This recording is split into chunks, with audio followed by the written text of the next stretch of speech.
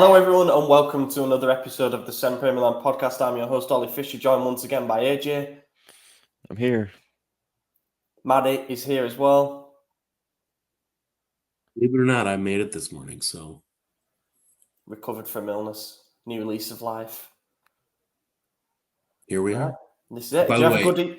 What? I feel like the last time I missed, I was sick like 4 weeks ago, and I haven't been back. I have not been sick for 4 weeks. Just busy, man. A lot of commitments, you know. Did you have a good Easter, boys?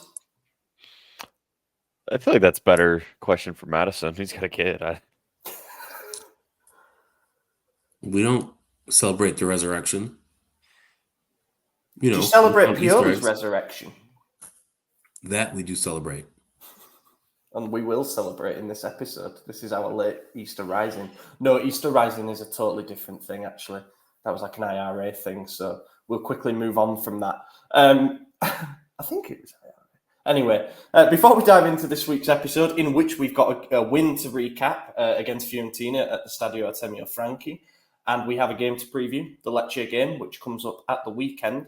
We want to say thank you, as always, to our Substack founding members, Des Windsor McGlynn, Ali Tarinti, Matt Moritz Pullman, Joey Gawler, Kevin MJ, Mats, Luke Villano, Raul Escobar, Rajat, and Carlo Fassi.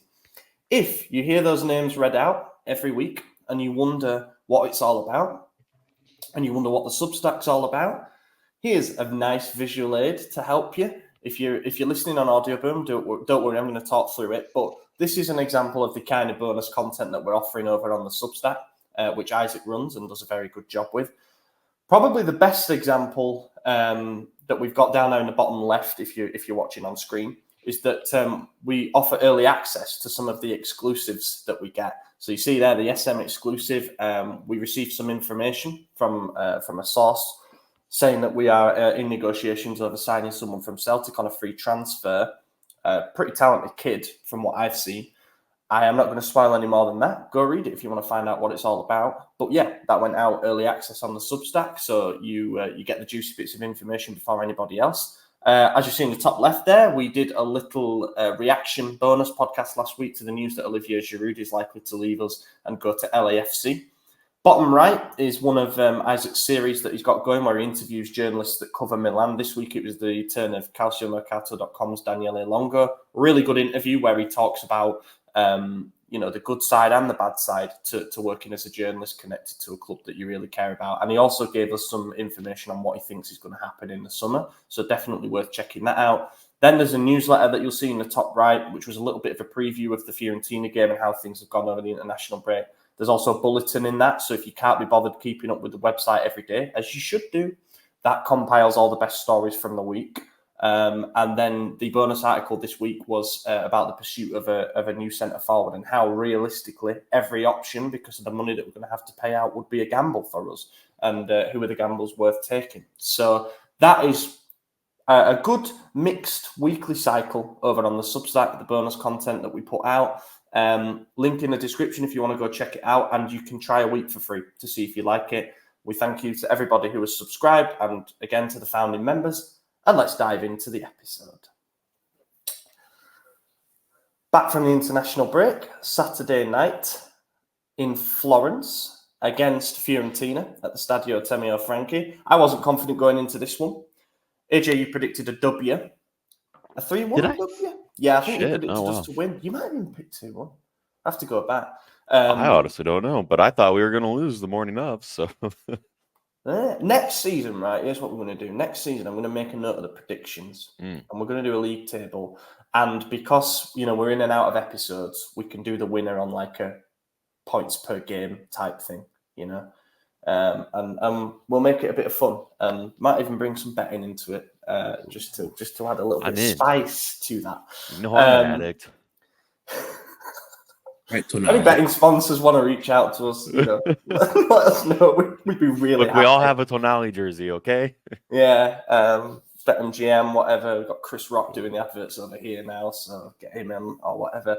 But yeah, this was a tough one on paper, I think, because Fiorentina in and around that 8th place as they always are, but they caused some problems for the bigger teams this season. They always do. They play a good brand of football. They've got some talented forwards. Our defense is shaky. We had no Teo Hernandez. We were worried about how players might come back from international duty. Ironically, the way that this game went was that we played, I would say, very well in the first 45 minutes, had the better of the chances, should probably have buried a couple of them. And then we didn't play as well in the second 45, but that's when we got the goals that won the game. But I thought, job well done. Yeah, I actually didn't enjoy this game, like even a little bit. The first half we had a lot of opportunities, a lot of wasted chances, and when that happens and it extends the entire half, as a longtime Milan fan, that typically spells a late defeat. So I was bracing myself for that. Obviously, then there was like 3 goals inside 7 minutes to start the second half. So it's all good. Yeah, I mean, there's not a whole lot to discuss with this one. Leao had a great goal. I really liked his goal. There was a big lapse of concentration on their goal. I don't remember the 2 players at fault on our end, but literally all of them. okay, It was fair enough. terrible. Yeah, I'll give you that. And then who had our second? Oh, Loftus Cheek. It was the first, and then Loftus Cheek Leao was got the the first. second. Leao was the second. That's right. Yeah. Frantic 7-minute period, as you say, that ended up being the deciding period in the second half. The starting lineup, he made 4 changes to the team that beat Hellas Verona in the game before the break. Obviously, Florenzi had to come in for Teo. No arguments really on that front for me. I think he's the natural substitution. You're not going to play Terracciano over there. He's just not had enough regular minutes recently. So, I think it had to be Florenzi there. Then Xiao came in to partner Tomori over Gabia playing. We'll probably come on to his performance at some point. Chukwueze over Pulisic, which was obviously largely down to the fact that, as Pioli revealed after the game, Pulisic came back quite late from international duty and said, I only feel like I could play part of the game. Great stuff. I love it when players are honest and say, don't overwork yourself. We've got a week between games now. You rest up. We'll play you for 30 minutes or however long it ended up being. A bit less than that, I think. And we'll have you 100% for the next one. And also it helps that Chukwueze had one of his better games. And then, Olivier Giroud came up front. One of the things I noticed in the first half, you may or may not have any thoughts on this, but it was really, really noticeable. There's an article on the website about this. It's under the match. The press changed to a 4-4-2. I think it was mainly just to sort of compact it and sort of, I don't know, like Giroud was dropping in quite a lot, basically. Giroud was basically playing on the halfway line at times. But then something else I noticed was that Leao was up front playing centrally for quite a lot of it. Then Reinders was round on the left wing. It worked. It looked good because Leao was stretching the defenders with those runs in behind, and he didn't have to do as much pressing work on the flanks. And Reinders looked really good attacking the corner of the box kind of thing. I thought that looked good. Yeah, it was weird, to be honest. I recognized that too, and I thought, not sure about this one. And obviously it worked out. I still think, by halftime, you recognized how many times we were able to get behind their defenders. They were playing a really high line, and their center backs are not quick. Both our wingers, Chukwueze and Leao, are rapid fast. And then there's Giroud, And in my head, I'm thinking, this might be another good game for Okafor. Bring Okafor on at halftime, because Chukwueze and Leao were getting on the other side of him each run. If you bring on a third player who could do it, it's 2v3. You're going to win every single time. So that would have been the tactical change I would have made. He eventually swapped Giroud for Jovic late game, like 88 minute. I think Leao kind of signaled for a substitution. He had that one challenge early on in the first half where he hit his knee weird. Didn't like the look of that. That looked painful. It looked bad. That can be how your groin goes. Yeah, but he stayed on a lot longer than I thought he would. So same. Hopefully he's still good. I haven't seen anything saying otherwise, so I'm sure it's not a big deal. Probably was just precautionary, but again, another player listening to their body and telling the coach what they need, which is good. But I would have done that, and I would have brought Pulisic on for Leao actually, and moved Okafor to the center. That's probably what I'd have done. Although the one thing I'd say about Jovic, so obviously I think the Leao sub came first because that was on around the hour mark. And then with Jovic, it's like against his old team who let him go for nothing. Maybe he'd have been fired up with a point to prove. And also he does work hard off the ball. Like he keeps the pressure up. But to be forced into some big changes like that while it's a 1-goal lead, while the game's still in the balance, we had to deal with that. And I think it perhaps contributed to the pressure that we were under in the closing stages. Like it was not a pretty finale. I was definitely waiting for the game to end, like actively calling for him to blow the whistle early, I was looking for an AFCON moment where he just calls it at 85 minutes played. And then gets him back out and calls it again on 88. That tournament was so funny, man. Pulisic had the offside goal with the... Yeah. You should have released the pass earlier. Oh, 100%. 100%. I mean, I called it offside as soon as he made the pass. I was like, don't even celebrate this. It was obviously off. Musa as well, wasn't it? It could have been the combo of the CONCACAF winners. Yeah. Champions of the nation. I thought Musa had a good game off the bench as well. There was a good moment that was picked up on broadcast where Pioli went over to him and he looked like he was shouting at him. But in actual fact, he then just broke into a smile and gave him a massive hug as if to say, that's what I'm talking about. Because he picked up the ball and drove forward so many times to get us out of pressure. And that's what could be a useful role for him while he's not starting. But hopefully he gets a few more starts. We need to talk about, I suppose, the chances that we spurned in the first half. Giroud missed a couple of good ones. One where he headed over from a corner from a good position, and then one where Chukwueze span his man and provided a cutback to around the penalty spot, and Giroud hit it first time, tried to sort of open boot it, and it was straight at the keeper. Leao had that one where he cut in on the right and he just angled a shot wide of the far post. And then Leao stood up that cross for Chukwueze, and his header at the far post was actually well saved by Terracciano. What do we think of the Loftus-Cheek goal? How much of that do you think was luck? Nearly fucked it, didn't it? Yeah. How much of it was luck? I mean, Milinkovic slips. One thing I will say is don't slip there. But also, players were slipping all over all night. It was like really bad for that. So I don't know if they'd overwatered the pitch or players. Yeah, I don't know if Leao's thought process was he had to do a back heel there, but I do know that if he were to make a normal pass in front of him, Milinkovic does stop it with that slide. So it had to be the back heel, and it found him. It found Loftus-Cheek. It wasn't the prettiest, but at the end of the day, he put it in. So the reason I'll give full credit to Leao for that assist, rather than saying it was like mostly luck or whatever, is the fact that he won the header in the first place when the ball was punted long out to Chuck. I think it was Chuck, who then threaded it back through to Leao.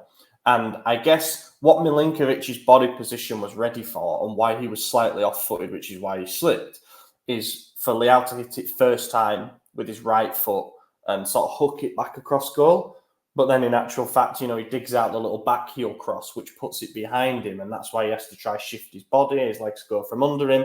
Loftus-Cheek, I don't know why he's not hitting that first time, to be honest. But I don't know if he tried to and he took a swing at it and it ended up looking like a first touch. But I mean, he couldn't miss from there, could he? I felt like he probably thought it was going to come in front of him. Yeah. So he was just like off balance on it. That's the only thing I can think of.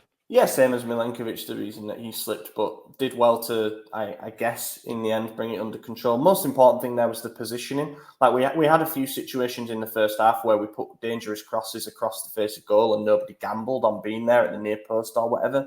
So it's good to see RLC keep getting in those positions. 9 calendar goals for 2020, calendar year goals, 10 in total. He's now equaled his best season at Chelsea, and obviously he's got a bit of runway yet to improve that. So fantastic stuff from him. Then, the equaliser was poor. Really, really bad defending. We've done this quite a lot, I feel, where we've scored and then completely let the other team off the hook straight away, with bad defensive shape. It would probably be a theme for the rest of the second half as well, where we just didn't know how to deal with them when they had runners from midfield, especially when they brought on like Nico Gonzalez. There was a period in the last 10 minutes where they had about 6 forwards on the pitch and they were really going for it. So that's why I'm almost impressed that we managed to hold out. But yeah, Alfred Duncan picks up the ball sort of midway through our half and he's just allowed to walk forward in a straight line and pick out his spot in the corner. No fault attached to Maignan for this one. And Who had an incredible game, he by had the a way. really good game. Yeah, he did have a good game. He made a good save from Bellotti. Just won't fall for Bellotti, would it? Like he Never will. had about 6 chances or whatever, and none of them ended up in. We had a couple of sloppy giveaways that he failed to capitalise on, and but yeah, he made a good save from Bellotti and a good one from Mandragora as well later on. Or Mandragora, as the commentators call him. I don't know which is correct. And then the Leao goal, I thought he'd overplayed it. I'm not going to lie. At first, I was shouting at my screen, "Square it!" Chukwueze would have a tap in into an empty net, and that's why I'm not a professional footballer and certainly not a winger. Yeah, he just it was weird because you anticipated either the pass or the shot about 2 touches before he actually took it, So all of a sudden you just see him walk in front of the goalkeeper. Like he didn't do any like skill move, little trick step or anything. He just kept dribbling. The keeper just missed it. I don't know. It was very strange, but little drop of the shoulder in there, which I think was important. As if I'm going to pull back and shoot, and then he didn't. He just took that touch around him and slotted it in. It was one of those runs as well that because he essentially just went in a straight line, like Duncan did for their goal, he picked up the ball and just ran in a straight, diagonal but straight line around the keeper and then put it in. It looked silky on the eye, like that was him in full flow kind of thing. And yeah, I thought he had one of his best games, to be honest, Leao, in the 60 odd minutes that he got. And then, we rode our luck a little bit at the end. Maignan, a couple of saves, a lot of pressure from them in the closing stages. One thing I was a bit annoyed about, and perhaps this was a consequence of the subs, is that they had essentially 2 defenders left on the field at the end, and we never really mounted much of a counter-attacking threat. There was that one that Pulisic scored where he was offside, but that was probably all-round bad execution. Struggled to kill that off a little bit. Sort of like the Verona game as well. And, we've had the games where we really could run up a 3-1, a 4-1 and make a statement. And instead we're sort of hanging on at the end. And I think that's what's left people with a bit of a bittersweet taste after this. Mm-hmm. Yeah, I mean, that sums it up. Yeah, Madison, you want to add anything? I've just been sitting here silent. No, I don't. I mean, I was like, are they going to ask me anything? Nah, I'm just going to sit here. Can I ask Maddie's first words is 17 minutes in. I'm good. What did you think about our utilisation of the half spaces and adaptation to a mixed 4-4-2 press? You just asked me a very difficult question that I don't know the answer to. I thought, we missed a lot of chances in the first half, but I also don't think we've created that many chances in a very long time. So I'm just hoping that the team's on the right step and we learn how to finish those chances in the future, and that means that Giroud is not starting. So I feel like this game we would have probably put 3 or 4 past him had we been able to field Teo. It just seemed like the type of game that was begging for his overlaps, But not to say Florence did a bad job. Or maybe we created those chances because Teo wasn't on the field and we weren't doing the overlaps. Maybe.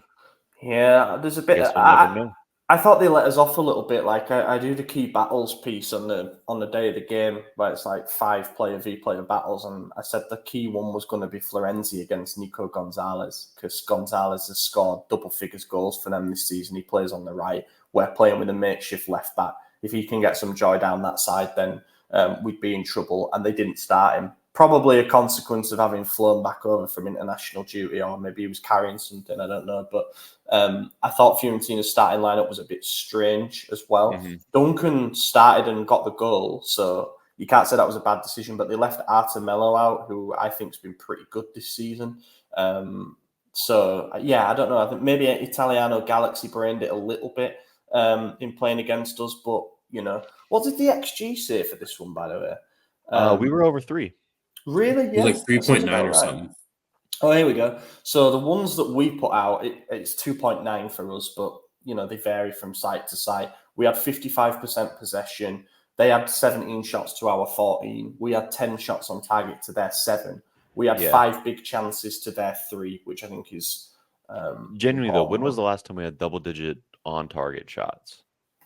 Like I really don't know. It feels like it's been a while. Yeah, a long We've time. had plenty of games where there's been like 25 shots total, but it's usually like 6 on target, 4 on target. Yeah, we created plenty, and this has always been the thing that we say about. Sometimes it can be a blessing to play against teams like Fiorentina teams in and around there who are still fighting for points and fighting for wins to try climb up the table. Therefore, they'll allow a bit of space at the back that we're quite good at exploiting, rather than teams who are scrapping for their lives or who are mid-table like Udinese or whatever. It can be better for us to play teams who are more proactive.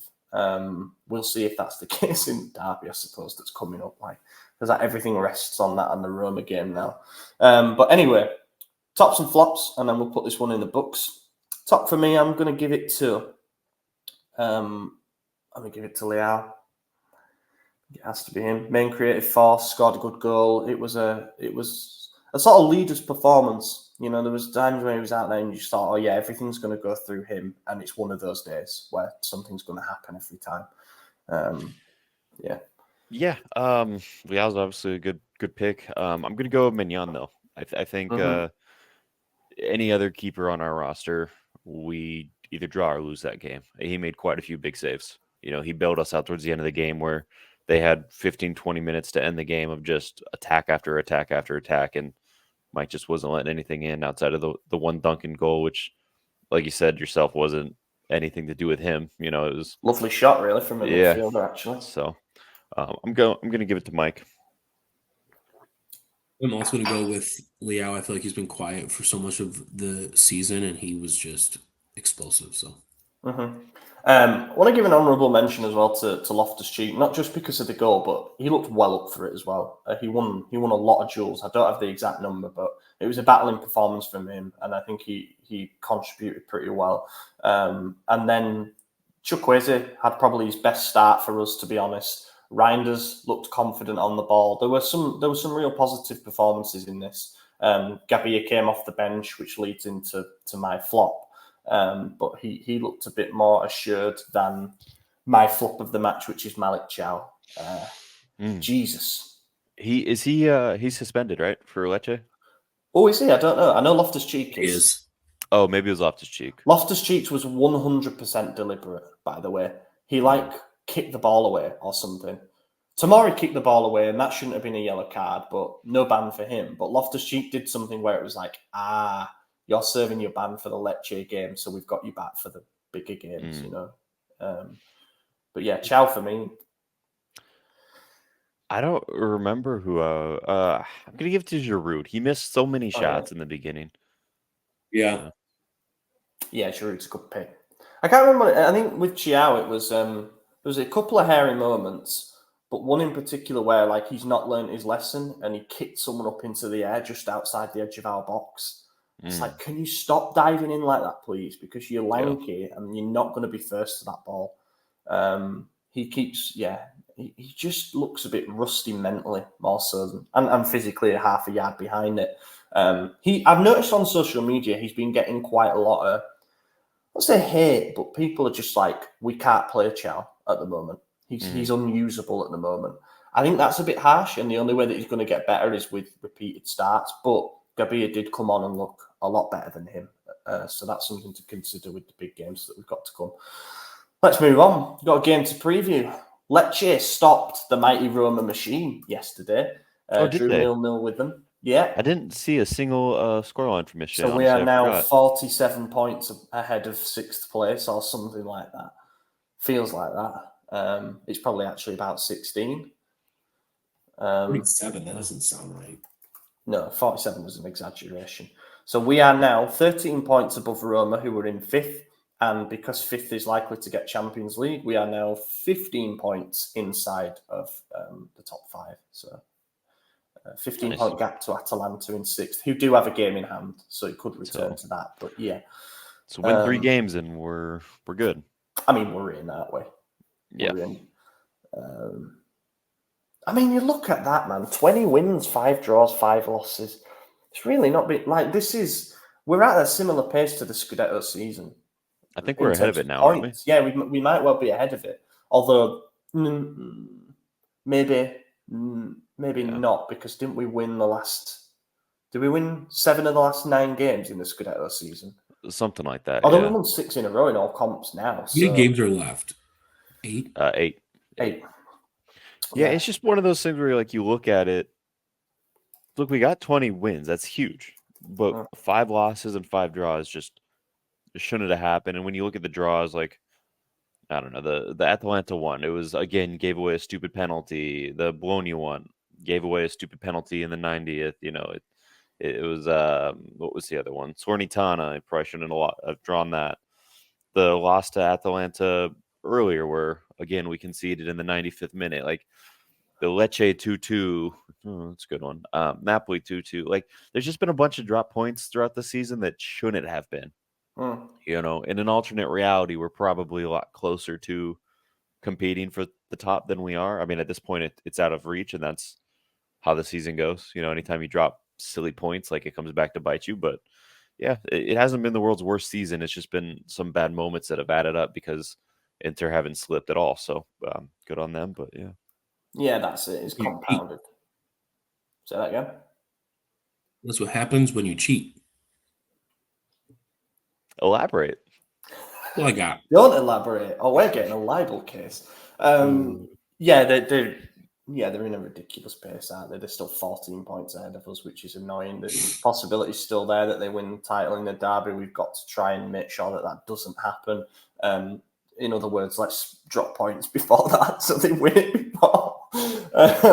But yeah, look, top four's wrapped up. I think it's almost mathematical now, but we've got to hang on to second. Meanwhile, Juventus's ridiculous 2024 continues. Like, they've fallen off a cliff. We're now 6 points above them, having been 7 points behind them at the end of January. So that's been a remarkable overhaul. They've gained 6 points since then total. Yeah, I always had a feeling, even when we were 7 behind, that they could potentially collapse, because when Juve have a couple of bad results, it turns really, really toxic. Maybe a bit like us, but they're like, well, Allegri's going. He might even be sacked before the end of the season. The star players don't want to be here anymore. Like, the whole media narrative turns very sensationalist around them, when really, for their squad, I think being in the top 4 this season is not bad. I think I picked them to finish 5th in pre-season predictions because I'm just not that convinced that they've got much depth anywhere. But yeah, Lecce this season this is up to date. They are in 13th place in the table with 6 wins, 11 draws, and 13 defeats from their 30 games. They've only scored 26 goals. They've allowed 45, so that's a negative 19 goal difference. They had Roberto De Versa in charge until the 11th of March. They went on a really bad run up until then, where, if I can calculate this correctly, they had 9 defeats in 12. So they were sliding down the table towards the bottom 3, decided to make a change, and they brought in Luca Gotti on the 13th of March, who's had 2 games, a 1-0 win away against Salernitana, and then that 0-0 draw against Lecce against Roma, on April Fool's Day. We're at home for this one. It's a Saturday early kickoff. So early as in it's the 3 o'clock kickoff, Central European time. So how are we feeling? A lot better. Yeah, I think it'll be fine. I'm looking at the first game when we were away. We scored 2 early. We were up 2-0. Fucked it. Ended 2-2. But you look at that game. This was a game that had Pobega, Krunic, and early season Chukwueze all starting. Leao came off after 10 minutes injured. Giroud got a red card. Like, there was a lot of bullshit in this game that kind of added up to dropping points. This is also the one where Lecce scored a 3rd goal in like the 94th minute, but it got waved offside. So, yeah, this was probably the lowest point of the season, and I just don't see a world where the boys do that to us again. So I think we're going to smoke the world where we don't want Inter to win the Scudetto during the Derby. We're going to draw this game. I think we're going to try our absolute best to win every game and hope they drop points. And then if they don't, by the game before the Derby, maybe. I just don't think we're going to beat them. I don't know. What fixtures have they got? They've got Udinese away and Cagliari at home. Udinese's our best Lecce and Sassuolo. We're not dropping points to either. I think we're both winning at each of our games, aren't we? That's not good. Yeah, not ideal. Yeah. Let's hope for points deduction or something, I guess. Anyway, Lecce this season. Yeah. Lecce this season, stats-wise, their top scorer has 5 goals, and it's Nikola Krstovic, Montenegrin forward. They got Roberto Piccoli, who's on 4 goals. Udin, Almqvist, Banda, Gendry, all following in behind. They struggled to score goals this season. They're obviously on less than 1 a game on average. In the game against Roma yesterday, they played with a 4-4-2, which is interesting. You don't see many teams playing with a 4-4-2 anymore. But they've got some decent players, I think. Falcone in goal can turn into, like prime Neuer sometimes. Bashirotto is a pretty good experienced Serie A pro now. And Gallo, the left back, Milan have been linked with before as a deputy to Teo. We've also been linked with Dorgu, who played left midfield in this game ahead of the summer. Almqvist played on the right. Gendry caused us some problems in that first game. And then, Krstovic and Piccoli up top are their 2 top scorers. And, they stopped Roma from scoring, who have the 3rd best attack in the league. So I think they're going to come and park it, to be honest. Yeah, Falcone's actually in really good form. I'm looking at his last 4 games. Clean sheet against Roma, 8.6 rating, fought mob. Clean sheet against Florentina, 8.2 rating. Clean sheet against Hellas Verona, 7.0 rating. 1-1 against Frosinone, 7.6 rating. And then there's a 4.8 rating and a 4-0 thrashing loss to Inter. So hopefully the Milan clubs could bookend his performances. But yeah, so I mean, he's coming in hot. Good for him. But none of those teams have a Leao. I was just gonna come on to this. Given that we have the first leg of the Europa League quarter-final in the midweek that follows, and the 2 games either side are obviously the Lecce game and then Sassuolo, are we going to see some rotation for this? Yeah, I'm sure we will. If you remember last season, yeah. So what does logical rotation look like? You'd think with Teo having a good rest, he should be okay to come back in and play. Maignan stays in. Gabia probably comes in. Centre back. I think we probably see more rotation in the defense in midfield than we do in the offense. We need to keep scoring. That's for sure. I feel like we're going to see another 9 changes like Pioli does. It's going to be like Okafor, Jovic, Chukwueze, Musa with Loftus-Cheek. I don't know, some weird midfield. Like in theory, so we've got a week between these games. Play Saturday against Fiorentina, Saturday against Lecce.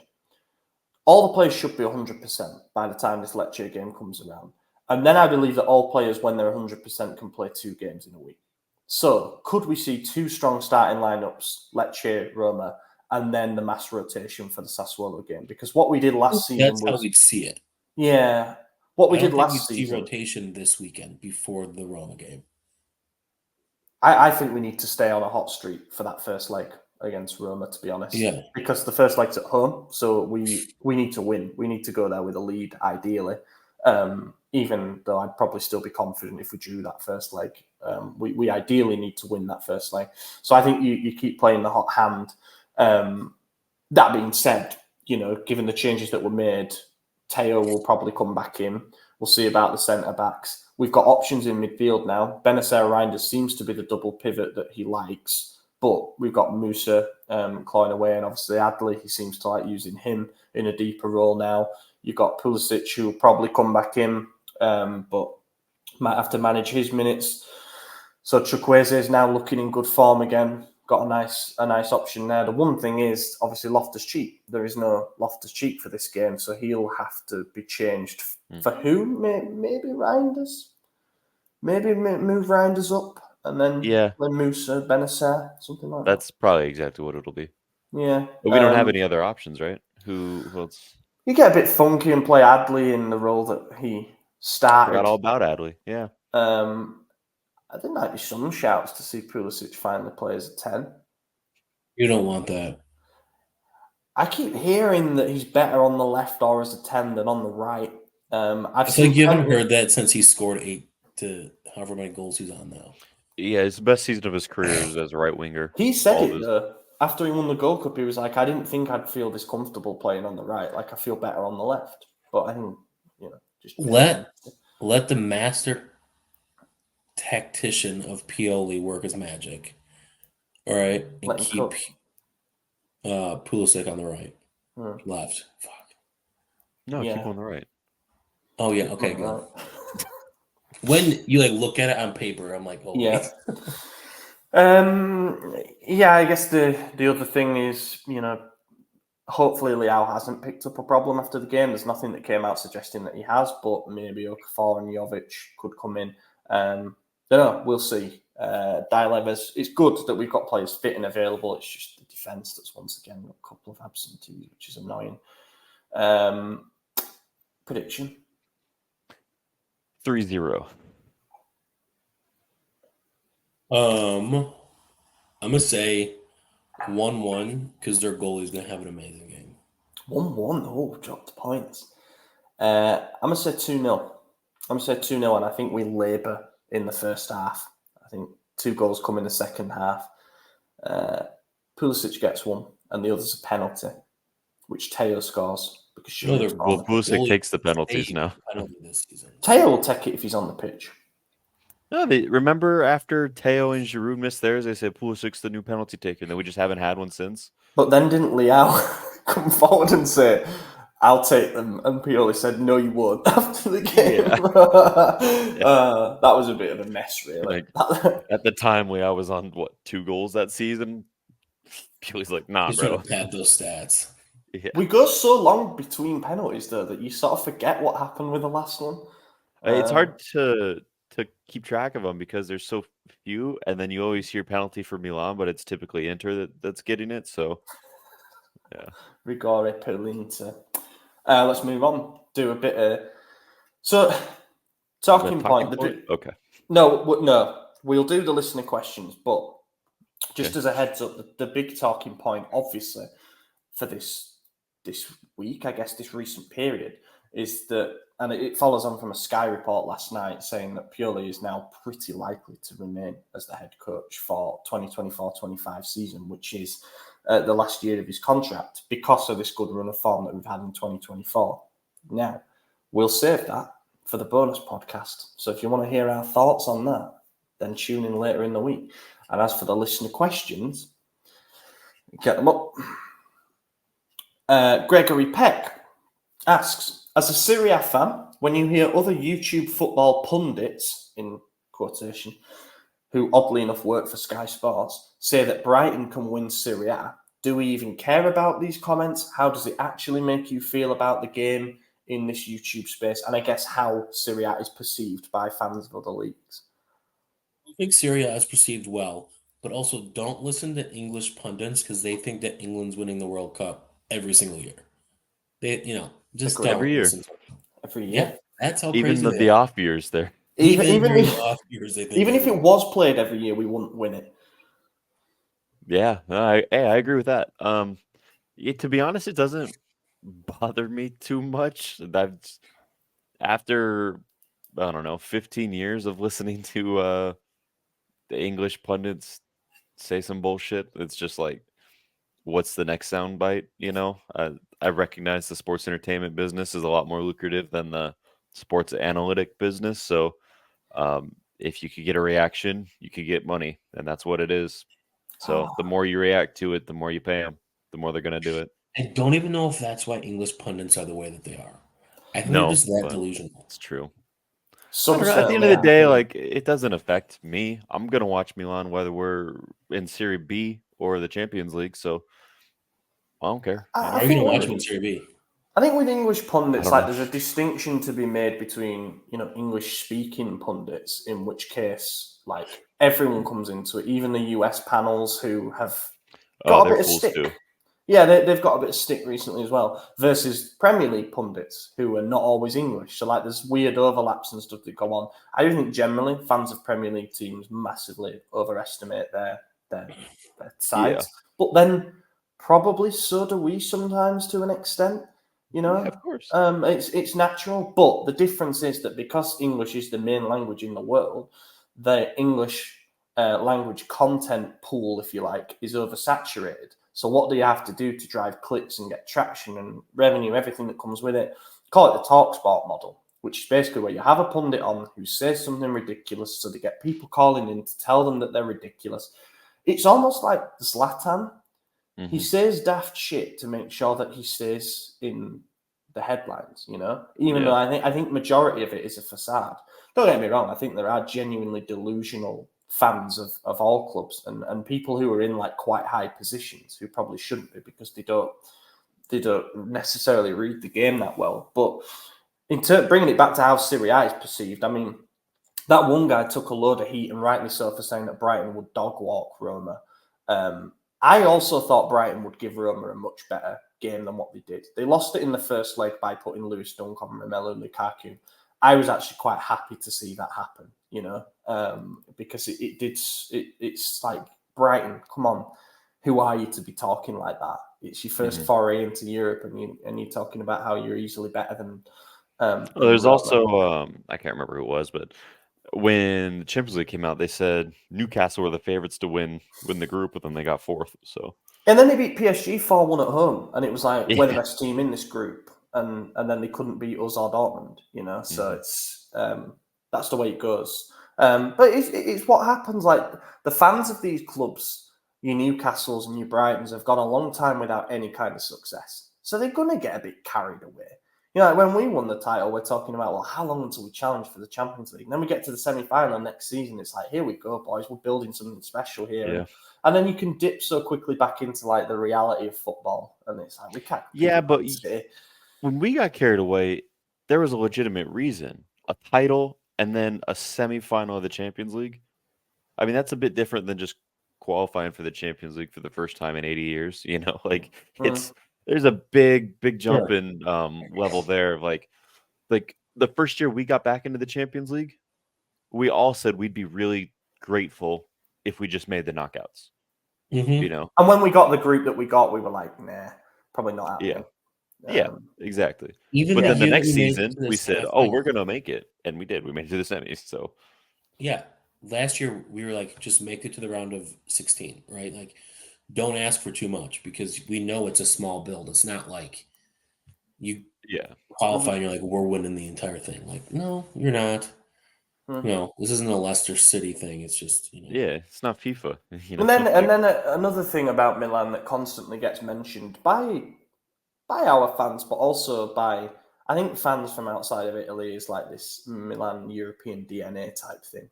How like it's a bit like Liverpool. They might not be the best team in their league or whatever, but once they get into those knockout rounds in Europe, their DNA and this aura carries them through. I think it's an interesting narrative. Maybe there's something to it psychologically. I don't know. But when we got into the quarterfinals of the Champions League last year, it was like we were so many points behind Napoli, and we just felt like we could do it because they've not been here before, and as a club, we've been here a lot. So why can't we? Very few of our players had. Yeah, exactly. And it's all strange how it works. Basically, there's no consistency in football narrative. Everything has nuance to it. Are Premier League / English pundits worse than most?Maybe. I don't listen to the Italian panels and whatnot, but I gather they can be pretty bad. But yeah, as a little spin-off to this, where do you think we'd finish in the Premier League? Current squads, like this everything. Season? Yeah. I think. Well, hold on. Let me pull up the Prem table right now. So just as a little, just while you ponder that, I just want to throw out there that Inter, for example, are runaway leaders in Serie A, and they lost in the Champions League. I know it's different in the Champions League over a league season and there's more sample size and stuff, but they lost to an Atletico side who were fourth in La Liga and are in turmoil, and they deserve to lose. So, does that make Serie A look weak? But do we think we're worse than Lecce and we had a 2-2 with them? You could. We don't pick out single games. Yeah. But looking at the current table, I think we'd be somewhere fourth or fifth. I think Liverpool, Arsenal, and City are well and above us at the moment. But I do think we're better than Brighton, Newcastle, West Ham, United, Tottenham, and Villa. It might be a toss-up. Villa's on a good run. I think we could probably get the better of them. But yeah, I think probably that fourth to fifth spot right now. Yeah, I'd agree with that. Yeah. And I think that people would expect us to say, "Oh, we'd be up there challenging," but we're realistic about it. It's a different league, and if you wanted to expand it to the Bundesliga, would we be up there fighting with Leverkusen for the title? That's like more difficult to call. I think yes. I think a more open league would suit us, but then La Liga, it's like, will Girona have had this miraculous season? So would we be above them? I don't know. But with the Premier League thing, it's always struggle in La Liga, to be honest. A lot more technical, isn't it? And I don't feel like technicality is our strong suit. It's more counter-attacks and athleticism and individual play. Mike Golizano asks, and maybe this is a bit of a talking point as well, with regards to Sandro Tonali, is there any way that Newcastle can come after us for a refund of sorts? So I don't know if you boys saw, but the FA have charged Tonali as well now with apparently 50 breaches of their betting regulations that happened after he joined them. So from August to November of last year. After the first investigation. Yeah. Apparently he placed one of the bets on the day that he got taken in while he was with Italy's training camp, which is wild. But that it's not a joke. It's not a laughing matter. That to me proves that he has got a genuine addiction. And it's not good. He needs help. He's getting help. He's on an 8-month rehabilitation program. Newcastle apparently are hoping that. Sorry, it's a silly thing to me. I'm talking about gambling as someone who put like 20 quid on over the weekend and won fuck all back. That's what I'm saying.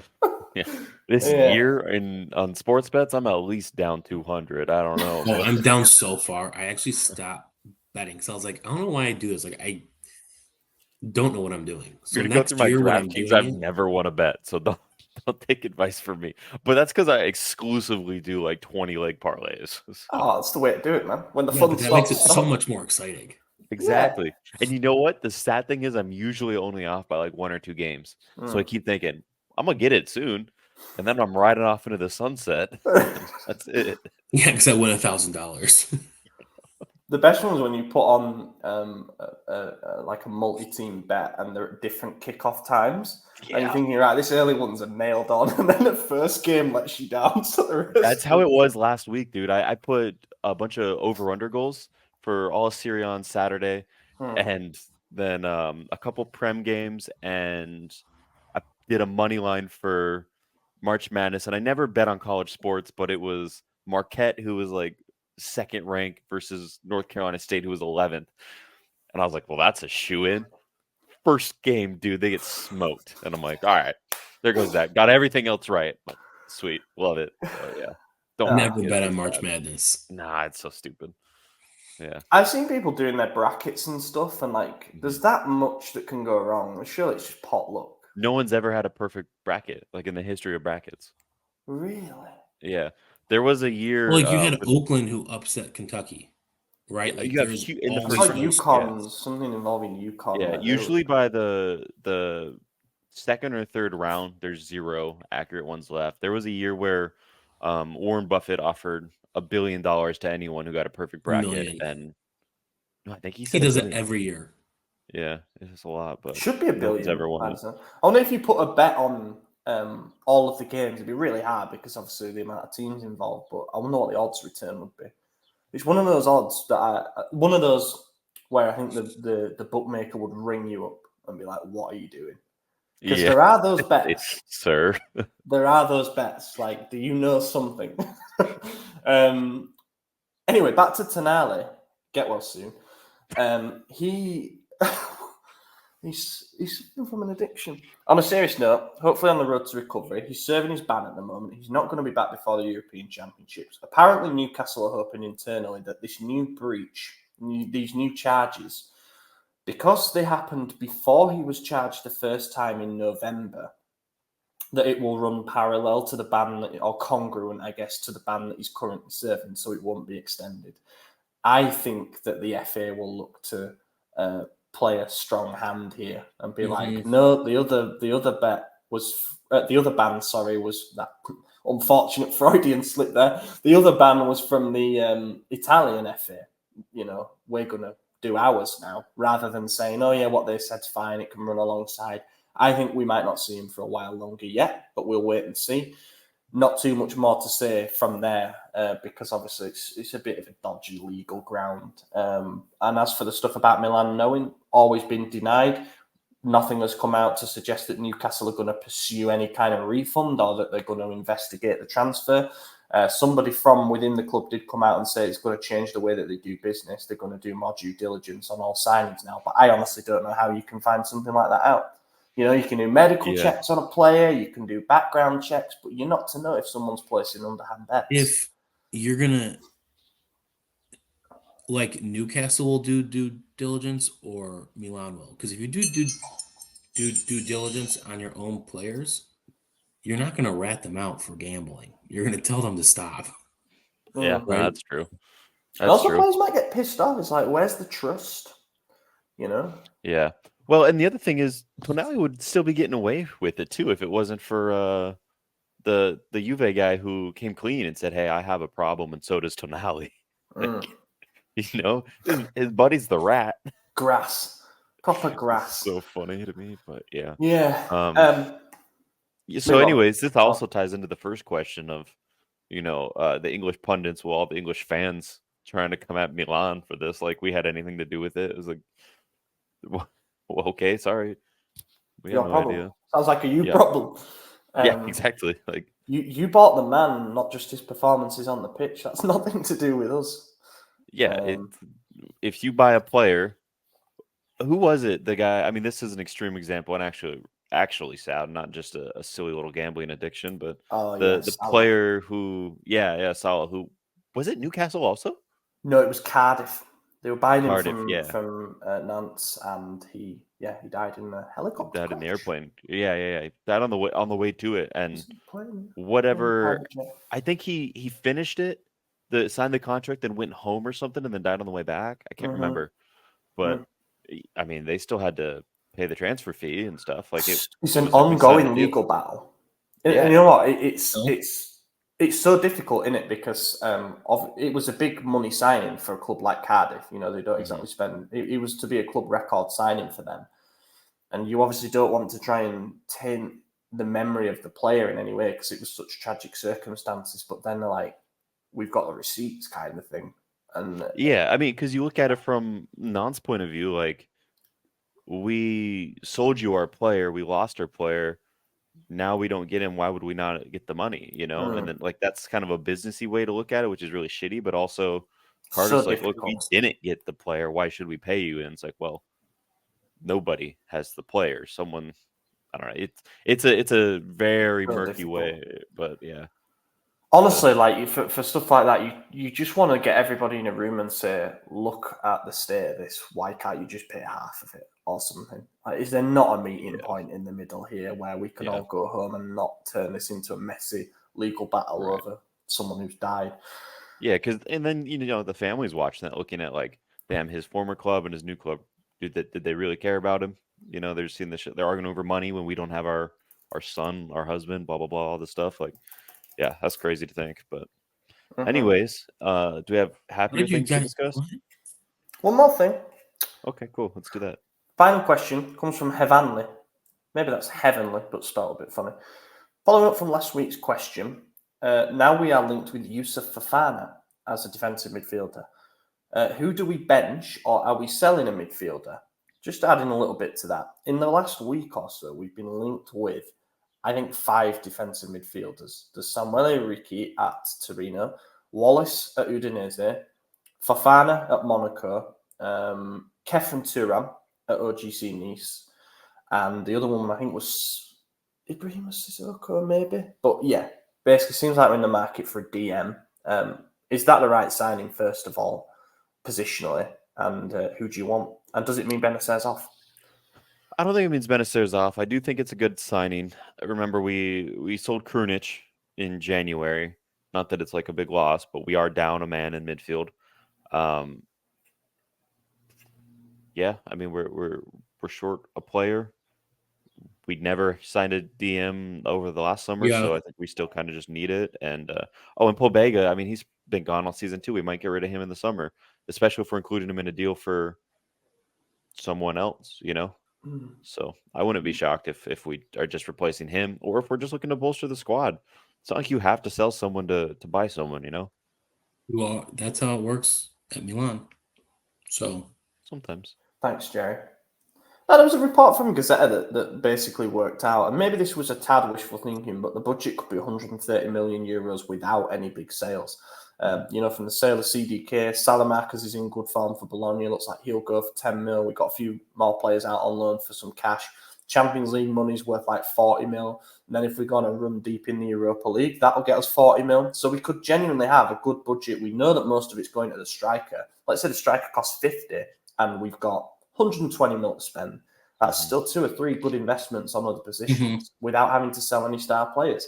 Then it gets to a point where it's like if you sign a star player and we bring in an extra 80, 100 mil for someone, who are we spending it on? Yeah, I mean, I think we need a defensive mid, a center back, probably another right back. But honestly, we don't have a backup left back. So there's still work to be done. We don't have a complete squad. So when you put our season into perspective, it's actually Jimenez. Yeah, he could be promoted, That's but true. he is He did actually a just become natural promoted. right back.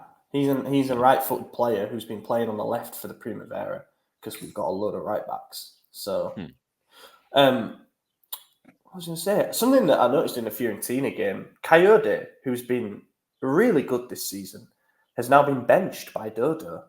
Dodo's good. Cheeky little bid for him in the summer, perhaps. Good young talent. Could bench Calabria in time, without a doubt. We need a replacement for Florenzi and all that, and Terracciano's vanished. God knows where he is. Answer the question. We need a defensive midfielder, definitely, to shield the team. Bit of balance. I don't know who it's going to be. This is the position where I think I'd prefer to go domestically, to be honest. I think I would like someone like a Ricky who has been so good for Torino. And we've been linked with him before. And Torino, we could throw them Pabega because we know they still like him. There's stuff we could do there to make a deal happen. There are other options. I honestly think Wallace has been great as well. I mean, he's in his prime years. He's been a good player for Udinese over the years. I think I'd just like someone who knows about the pace of the league and how to control games. Let's wrap it up there, boys. Good ep. Thank you to everybody who has listened along and stuck with us during the international break. We'll be back next week. Obviously for a recap and I think a couple of previews. I've been your host, Ollie Fisher. Find me on Twitter at Ollie Fisher. AJ, Maddie, cheers for joining. Bye. See you next week. Gol! Ancora Teo!